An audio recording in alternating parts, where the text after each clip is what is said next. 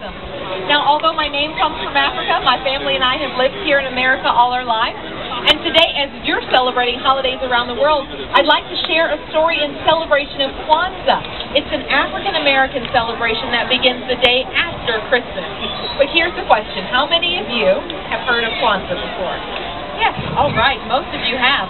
A lot of people seem to think that Kwanzaa is the African-American Christmas, and that's not so. Like myself and many others celebrate both Christmas and Kwanzaa. It's not a culture, it's a cultural celebration, it's not a religious celebration. It started here in America in 1966 by Dr. Maulana Karenga.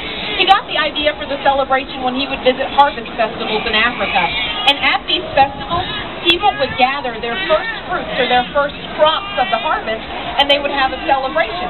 So to say first fruits of the harvest in Swahili, we say Matunda ya Kwanzaa. So that's where the name Kwanzaa came from. We celebrate for 7 days, and we celebrate a different value or principle on each of the 7 days. And these are values that connect us to our African ancestors. Lots of different ways we can celebrate. Singing, dancing, drumming. We have a candle lighting ceremony. This is our Kwanzaa Kanara here on my left with the red, green, and black candle. And we also share the kikombe. This is the unity cup. So I have an idea. Let's say those principles in the native Swahili dialect. Now I'll make it easy for you. You can just say the numbers and I'll say the words in Swahili, okay? Here we go. Umoja. Kujichagulia. Ujima. Ujama. Nia. Kuumba. Imani.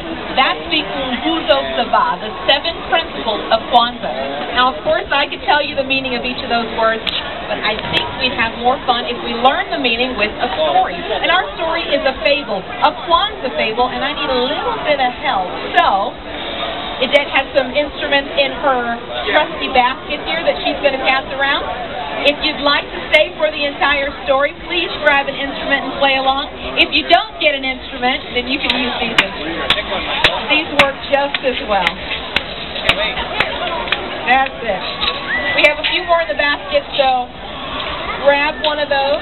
It's an African-American harvest. Now again, our story is a fable, and it takes place in Africa. So the time was many, many years ago in a busy village called Umoja. Now, as the story goes, the people of Umoja were hard-working people. I mean, from sunup to sundown, all they did was work, work, work, building up their village and taking care of their family. On a day like today, they would greet each other, and they would say, Umoja. Umoja, just like we celebrate on the first day of Kwanzaa, means coming together in unity. Even the children playing would greet each other. Umoja, they'd say to one another. Umoja can mean playing together in unity. Now, the king of Umoja was King Kujichagulia. He was a dynamic king, but he came to rule when the village was very, very poor.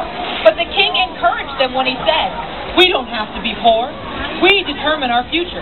By working together, we can build a better life for ourselves and our children. Now, his name, Kujichagulia, means self-determination, and we celebrate that on the 2nd day of Kwanzaa. Now, the king was really an amazing king, but he felt like something was missing in the village, and he was determined to find out exactly what it was. So he called a meeting with his top 3 advisors. He said, come with me. And they went to the top of the tallest building in Umoja, and they looked out about the village together. And the king asked his advisors, as you look at our village, what do you see? Well, the first advisor said, well, King, I see our village is hard at work.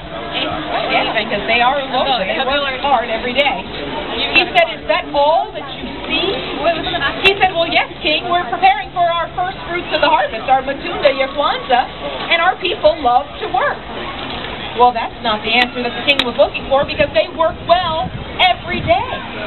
So they went into the village where there were a group of men laying the foundation for a new school.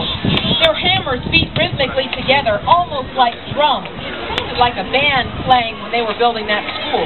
And the king said, as you look at these men building the school, advisors, what do you see? Well, the second advisor said, King, I see Ujima. I see how well these men are working together. Well, he did see Ujima. We celebrate that on the third day of Kwanzaa, and it means working collectively together. But they did that, well, every day too. So they walked further into the village, into the marketplace. Now this was a sea of people, bustling, calling and selling fruits, corn, muhindi, beautiful kente fabrics and kekas and kanarans for sale. Even musicians had their instruments for sale, much like the one some of you are holding in your hands right now. And the king asked his advisors one last time, as you look at our marketplace, what do you see? Well, the fourth advisor was pretty sure he had it right. He said, King, I see Ujama. I see that our marketplace is rich and strong because we all buy from each other. Ujama, celebrated on the fourth day of Kwanzaa, does mean to buy from one another to become rich and strong. And that is what he saw, but that certainly wasn't what was missing. So they went further into the village for the rest of the day, pacing about. Everyone was still at work. Young hunters just beyond the bush, you can hear them working to track their animals. They made their call of the wild. It sounded a little bit like this. And then there were women working to put babies down at home for afternoon naps, singing sweet lullabies like, in the jungle, the mighty jungle. Or some sweet lullaby like that, I'm sure. But everyone was still working. And the king said, our people love to work if we do it well, but something's missing. Then suddenly you heard this. Woohoo! Woohoo!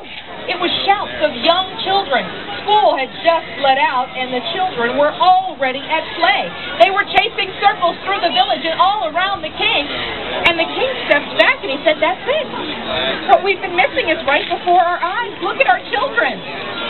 And the advisors, they've been guessing all day. They're like, King, what is it? And he said very profoundly, he who lives to work soon finds himself working to live. But now that I see this, I have a plan. So the next morning, he gathered everyone in the marketplace, and he greeted them with villagers of Umoja.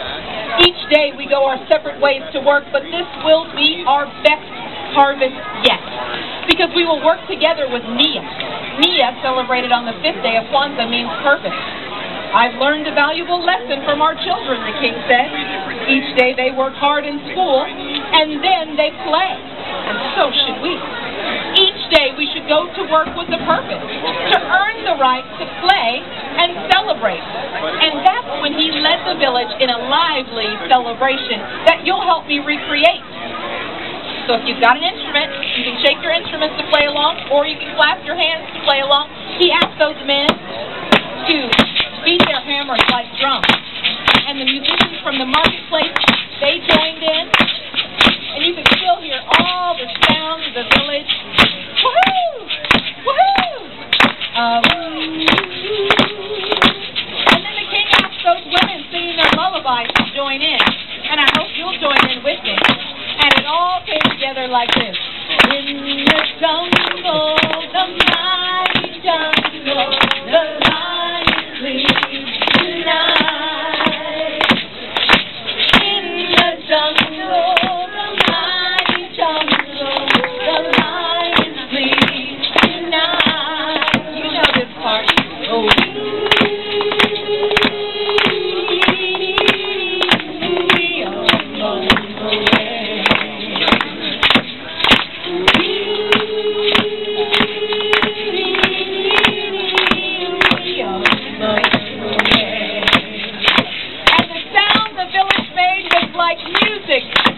Like us, I'm sure. You're my best singers of the day. Give yourselves a hand. They danced and they sang and celebrated Kuumba all night until the next morning. Kuumba is what we celebrate on the sixth day of Kwanzaa, and it means creativity. And they had their best harvest ever. Now, to end the celebration, the king made a proclamation, just as an elder would do on the seventh day of Kwanzaa. And he said, today we celebrate Imani, which means faith. And we must have faith and believe that we have something worth passing on to our children. It's not just about work, the king said. It's about unity, self-determination, work, wealth, purpose, creativity, and faith itself. And to have all of that, it takes a village. And it took the village of Umoja, and our king was finally happy.